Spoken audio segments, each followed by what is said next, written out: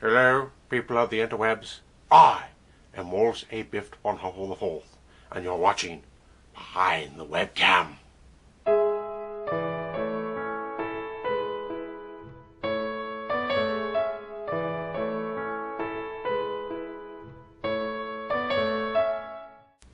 On today's show we have a guest of perception, of criticism, of a particularly keen mind, of, you know it, he is our second foreign guest on the show. Please join me in welcoming Madhog, I'm Master!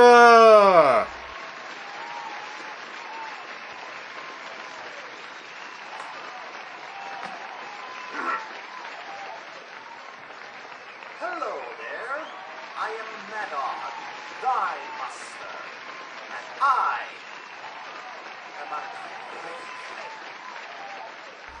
Thank you for joining us, Madhog. Now, let us delve into the questions where we will pick at your brain and attempt to pull forward that which makes you the critic that you are. Let us make that attempt. So tell me, let's begin with a question that is easy for you. Tell me, where did you get the name Madhog, thy master? That's a funny story, really. You know, my personal philosophy of life when it comes to reviewing various things is that there is not such a thing that doesn't deserve to be analyzed in a professional manner. Whether it be a Citizen Kane or the lowest common denominator of a tentacle porn hentai anime. Everything deserves to have a shot at being professionally analyzed. And in the same way, both high heart and low heart and such like. As such, my name is actually a very pretentious cluster of two diametrically opposite things to reflect that philosophy of mine. The thy master portion is actually extracted, if you can believe it, from a very specific line taken from the third book of Kings, I believe, of the Jewish tradition, that goes something like, "Thou shalt smite the house of Ahab, thy master." And that's where the thy master thing comes from. It's a bit contrived and convoluted, but so am I. And on the other hand, the Madhog portion of my name is actually, it's not as intellectual as the last part. It's basically Sonic the Hedgehog. I took the hedgehog part of Sonic the Hedgehog and replaced the hedge with Mad, so it sounds funny. And there you have it. Madhog, thy master. Creative, right? Right? Oh yes, Madhog, it is very creative. It is brilliant, taking two diametrically opposed things and putting them together as one and making them a brilliant whole, which we can all appreciate, which we can all discern your entire philosophy from. Now that is an impressive feat indeed, one that I cannot stop basking in. It is one that I appreciate greatly, and I would love to appreciate some more, but we must move on. We must push forward. We must continue to pry forward, to work with what you can give us. So tell me, Madhog, let me ask you this next question, which I'm going to ask you. Let me ask you, tell me what inspired you to begin your internet reviewing. Well, everyone was doing video reviews, and for a while I wanted to try to do my own version of video reviews, because some of those I saw on the internet were very funny, but also kind of stimulating. And yes, and also I started to think that just writing blogs and articles wouldn't get me anywhere fast. So yes, I began doing videos in hope of becoming some sort of an internet celebrity and making money off of it. I mean it for the money, basically. That is a very, very long-term plan, I realize. guys. Well, let's just cross our fingers for a better future. Here are my fingers, Madhog, and they are crossed for you. Yes, I have crossed them in order to assist you in your quest to gain financial stability in your reviewing, which you deserve because you are wonderful, and I appreciate you. I hope you can appreciate that. Yes. But, once again, we must move on, we must push forward, we must ask more questions that will pull you out. So tell me, Madhog, tell me, do you prefer your animations underwater or lofted up into the sky? That is such a weird question, my friend. No, it's not that simple. Yes, as a critic, I do like it when a story is told in a story or various themes are conveyed in a subtle way that challenge our perception, that challenge our intellect, to pushing us to seek our own answers, to interpret set context the way we think it might be right, and that is hard. That enriches our life. I don't disdain things that are gratuitously over the top, though. I enjoy them as well. But really,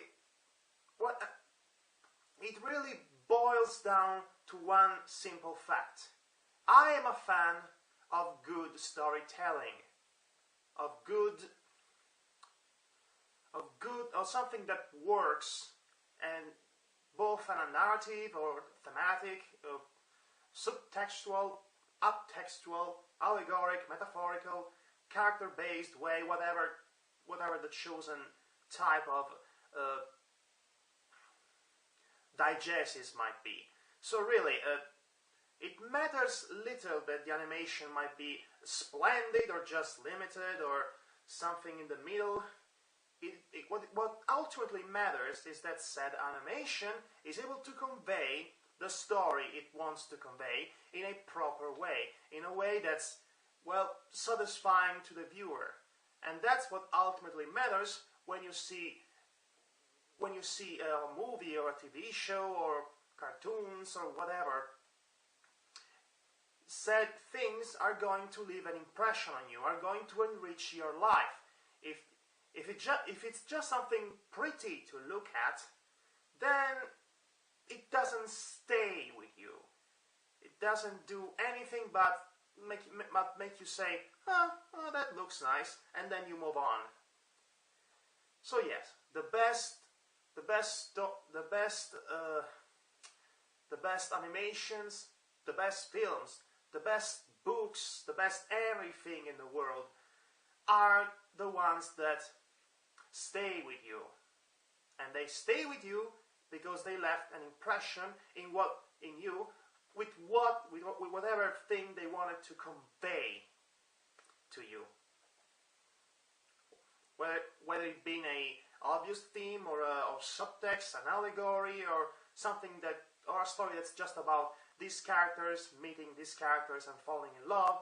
It doesn't matter if it's really well done. So that is the answer to your question, which I realize it's a bit confusing. But the question was a bit confusing as well. You may have found the question a bit confusing, Madhog, but you have answered it so well. You have given me such a glorious answer, such a wonderful answer. I think I will bask in the glory of it for a moment over. Yes, it was exactly the kind of thing that makes me feel good. Deep inside me, makes me feel good as an interviewer, as someone who's presenting to the world minds of such power, grace, and elegance. Yes, yes. You can see how brilliant it really is, can't you? I must ask you one more question, Madhog. I must continue with the interview despite my overwhelming joy. Tell me, you draw more inspiration from mountains, plains, or sheep? Sheep? What? Huh? Yes, sheep. It's an option. Well, I would say planes, but that's my Hayao Miyazaki's hand-drawn scenarios fan talking. Mountains a little less. Well, I don't remember. I don't have plentiful memories of mountains in my mind. I mostly live in a zone that's full of plains, so I'd say plains. Although sheep is an interesting debate, especially after realizing of the existence of a movie called Black Sheep, where there are mutated sheep that eat human flesh, and it's an interesting watch, I believe. Very good cinematography too. But I think I'm going to go with planes at the end. Yes. Speaking of, I still did not enjoy the Lord of the Rings films, by the way, and those are full of planes. What can you do? What can you do? It is an excellent point. And your answer is spot on as usual. The exact thing I was looking for. The flesh-eating sheep thing is a bit confusing, if not at all disturbing. I would not like my flesh eaten by a sheep. No, it sounds unpleasant. Rather unpleasant indeed. Well, Madhog, I am sorry to say we're out of time. Yes, it is a tragedy in a way, as this interview has been wonderful. Would you like to say anything to the people before you go? Well, this was a lot of fun, but now I have to go. Stuff needs to be reviewed.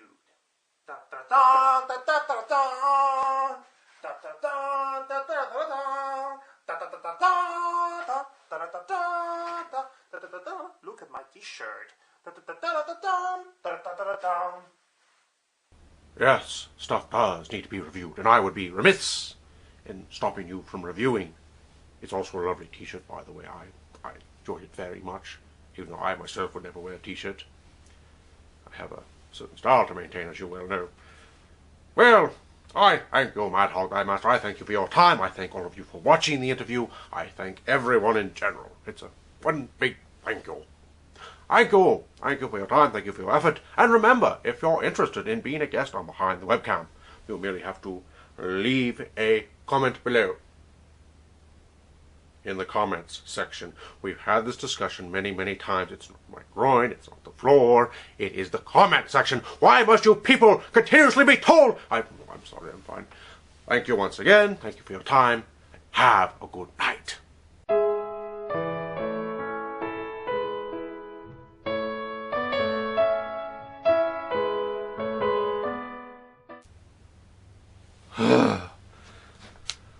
So Wallace is back. He has returned from his hiatus, as I have returned from my hiatus of video making, and